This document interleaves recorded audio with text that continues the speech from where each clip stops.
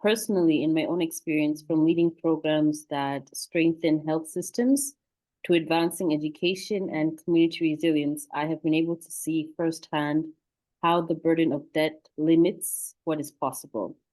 Governments we've seen are forced to make impossible choices between paying creditors or paying teachers, between repaying loans or providing essential medicine. And it's not because our leaders lack vision, but it's because the global financial system often extracts more than it can empower. One thing that I really want to make clear throughout everything is that Africa is not without answers. We are not waiting for rescue. We should not wait to be rescued. That's something we need to be very clear about. We are already reimagining solutions.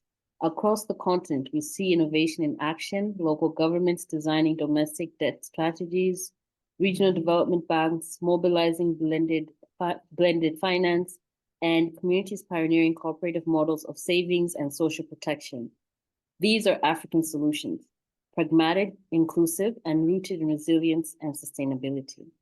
The G20 has an opportunity, and indeed a responsibility, to recognize and support this leadership.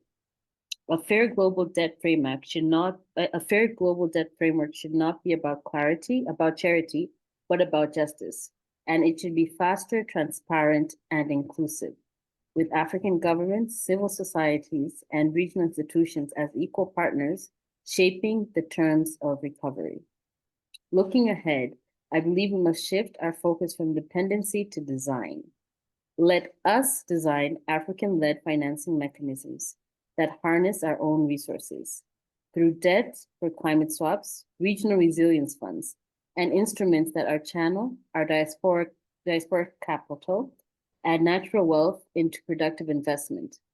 The goal is not to aid, but agency, to move from extraction to empowerment. And this is where Ubuntu economics offers both wisdom and direction. Ubuntu reminds us that I am because we are, as several of my previous speakers have said as well, that prosperity is interdependent and dignity is universal. If we're able to apply Ubuntu to global finance, we would measure success not only in GDP growth, but in equity, well-being, and shared flourishing. Ultimately, debt and inequality are not abstract concepts. They appear in classrooms that I believe several of us have visited without teachers. They appear in clinics without medicine, and in the faces of young people whose dreams are deferred by limited opportunity.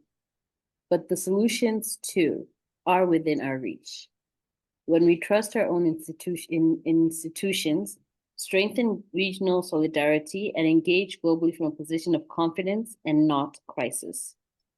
Africa, again, is not and should not be asking to be saved.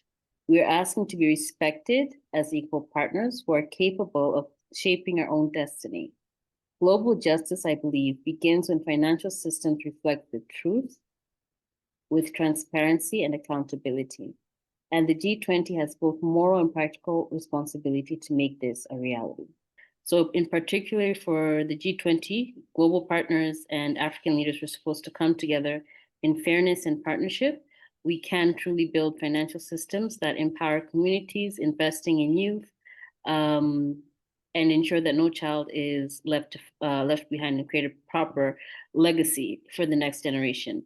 Time for shared responsibility, respect, and action is now, and Africa is ready to show the way.